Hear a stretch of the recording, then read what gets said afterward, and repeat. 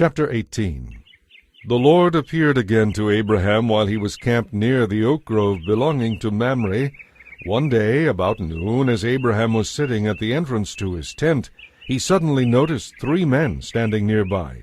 He got up and ran to meet them, welcoming them by bowing low to the ground. "My lord," he said, "if it pleases you, stop here for a while. Rest in the shade of this tree, while my servants get some water to wash your feet. Let me prepare some food to refresh you. Please stay a while before continuing on your journey." "All right," they said. "Do as you have said." So Abraham ran back to the tent and said to Sarah, "Quick, get 3 measures of your best flour and bake some bread." Then Abraham ran out to the herd and chose a fat calf and told his servant to hurry and butcher it. When the food was ready, he took some cheese curds and milk and the roasted meat, and he served it to the men. As they ate, Abraham waited on them there beneath the trees. "Where is Sarah, your wife?" they asked him. "In the tent," Abraham replied. Then one of them said, "About this time next year I will return, and your wife Sarah will have a son." Now Sarah was listening to this conversation from the tent nearby. And since Abraham and Sarah were both very old, and Sarah was long past the age of having children, she laughed silently to herself. "How could a worn-out woman like me have a baby?" she thought. "And when my master, my husband, is also so old." Then the Lord said to Abraham, "Why did Sarah laugh? Why did she say, 'Can an old woman like me have a baby?' Is anything too hard for the Lord? About a year from now, just as I told you, I will return, and Sarah will have a son." Sarah was afraid, so she denied that she had laughed. But he said, "That is not true. You did laugh." Then the men got up from their meal and started on toward Sodom. Abraham went with them part of the way. "Should I hide my plan from Abraham?" the Lord asked. "For Abraham will become a great and mighty nation, and all the nations of the earth will be blessed through him. I have singled him out so that he will direct his sons and their families to keep the way of the Lord and do what is right and just. Then I will do for him all that I have promised." So the Lord told Abraham, "I have heard that the people of Sodom and Gomorrah are extremely evil, and that everything they do is wicked. I am going down to see whether or not these reports are true. Then I will know." The 2 other men went on toward Sodom, but the Lord remained with Abraham for a while. Abraham approached him and said, "Will you destroy both innocent and guilty alike? Suppose you find 50 innocent people there within the city. Will you still destroy it and not spare it for their sakes? Surely you wouldn't do such a thing, destroying the innocent with the guilty. Why, you would be treating the innocent and the guilty exactly the same. Surely you wouldn't do that. Should not the judge of all the earth do what is right?" And the Lord replied, "If I find 50 innocent people in Sodom, I will spare the entire city for their sake." Then Abraham spoke again. "Since I have begun, let me go on and speak further to my Lord, even though I am but dust and ashes. Suppose there are only 45. Will you destroy the city for lack of 5? And the Lord said, "I will not destroy it if I find 45. Then Abraham pressed his request further. "Suppose there are only 40. And the Lord replied, "I will not destroy it if there are 40. "Please don't be angry, my lord," Abraham pleaded. "Let me speak.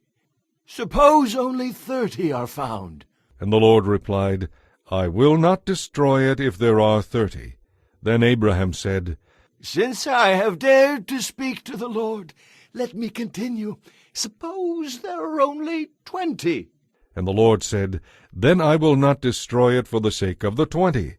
Finally Abraham said, "Lord, please do not get angry. I will speak but once more. Suppose only 10 are found there." And the Lord said, "Then for the sake of the 10 I will not destroy it." The Lord went on his way when he had finished his conversation with Abraham, and Abraham returned to his tent. Chapter 19. That evening the two angels came to the entrance of the city of Sodom, and Lot was sitting there as they arrived. When he saw them, he stood up to meet them. Then he welcomed them and bowed low to the ground. "My lords," He said, "come to my home to wash your feet and be my guests for the night. You may then get up in the morning as early as you like and be on your way again." Oh, no. they said. We'll just spend the night out here in the city square. But Lot insisted. So at last they went home with him. He set a great feast before them, complete with fresh bread made without yeast. After the meal, as they were preparing to retire for the night, all the men of Sodom, young and old, came from all over the city and surrounded the house. They shouted to Lot, "Where are the men who came to spend the night with you? Bring them out so we can have sex with them." Lot stepped outside to talk to them, shutting the door behind him. "Please, my brothers, He begged. don't do such a wicked thing. Look, I have 2 virgin daughters. Do with them as you wish. But leave these men alone, for they are under my protection." Stand back! Who do you think you are? We let you settle among us, and now you are trying to tell us what to do? We'll treat you far worse than those other men. And they lunged at Lot and began breaking down the door. But the two angels reached out and pulled Lot in and bolted the door. Then they blinded the men of Sodom, so they couldn't find the doorway. Do you have any other relatives here in the city? The angels asked. Get them out of this place, sons-in-law, sons, daughters, or anyone else, for we will destroy the city completely. The stench of the place has reached the Lord, and he has sent us to destroy it. So Lot rushed out to tell his daughters' fiancés.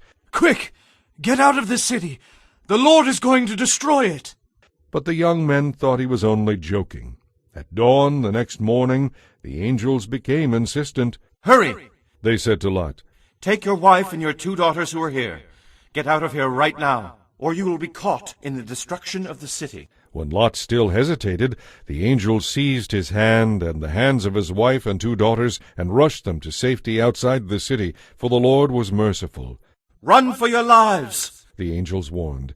Do not stop anywhere in the valley, and don't look back. Escape to the mountains, or you will die. "Oh no, my lords, please. Lot begged. You have been so kind to me and saved my life, and you have granted me such mercy. But I cannot go to the mountains. Disaster would catch up to me there, and I would soon die. See, there is a small village nearby. Please let me go there instead. Don't you see how small it is? Then my life will be saved." All right, The angel said, I will grant your request. I will not destroy that little village. But hurry, for I can do nothing until you are there. From that time on, that village was known as Zoar. The sun was rising as Lot reached the village. Then the Lord rained down fire and burning sulfur from the heavens on Sodom and Gomorrah. He utterly destroyed them, along with the other cities and villages of the plain, eliminating all life, people, plants, and animals alike. But Lot's wife looked back as she was following along behind him, and she became a pillar of salt. The next morning Abraham was up early and hurried out to the place where he had stood in the Lord's presence. He looked out across the plain to Sodom and Gomorrah, and saw columns of smoke and fumes as from a furnace rising from the cities there. But God had listened to Abraham's request and kept Lot safe, removing him from the disaster that engulfed the cities on the plain. Afterward Lot left Zoar because he was afraid of the people there, and he went to live in a cave in the mountains with his 2 daughters. One day the older daughter said to her sister, There isn't a man anywhere in this entire area for us to marry, and our father will soon be too old to have children. Come, let's get him drunk with wine, and then we will sleep with him. That way we will preserve our family line through our father. So that night they got him drunk, and the older daughter went in and slept with her father. He was unaware of her lying down or getting up again. The next morning the older daughter said to her younger sister, I slept with our father last night. Let's get him drunk with wine again tonight, and you go in and sleep with him. That way our family line will be preserved. So that night they got him drunk again, and the younger daughter went in and slept with him. As before, he was unaware of her lying down or getting up again. So both of Lot's daughters became pregnant by their father. When the older daughter gave birth to a son, she named him Moab. He became the ancestor of the nation now known as the Moabites. When the younger daughter gave birth to a son, she named him Ben-Ami. He became the ancestor of the nation now known as the Ammonites. Chapter 20. Now Abraham moved south to the Negev and settled for a while between Kadesh and Shur at a place called Gerar. Abraham told people there that his wife Sarah was his sister. So King Abimelech sent for her, and had her brought to him at his palace. But one night God came to Abimelech in a dream, and told him, "You are a dead man, for that woman you took is married." But Abimelech had not slept with her yet, so he said, Lord, will you kill an innocent man? Abraham told me she is my sister, and she herself said, Yes, he is my brother. I acted in complete innocence. "Yes, I know you are innocent," God replied. "That is why I kept you from sinning against me. I did not let you touch her. Now return her to her husband, and he will pray for you, for he is a prophet. Then you will live. But if you don't return her to him, you can be sure that you and your entire household will die." Abimelech got up early the next morning and hastily called a meeting of all his servants. When he told them what had happened, great fear swept through the crowd. Then Abimelech called for Abraham. What is this you have done to us? He demanded.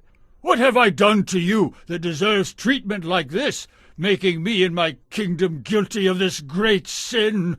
This kind of thing should not be done. Why have you done this to us? Well, Abraham said, I figured this to be a godless place. I thought, they will want my wife and will kill me to get her. Besides, she is my sister. We both have the same father, though different mothers, and I married her. When God sent me to travel far from my father's home, I told her, Wherever we go, have the kindness to say that you are my sister. Then Abimelech took sheep and oxen and servants, both men and women, and gave them to Abraham, and he returned his wife Sarah to him. Look over my kingdom, and choose a place where you would like to live.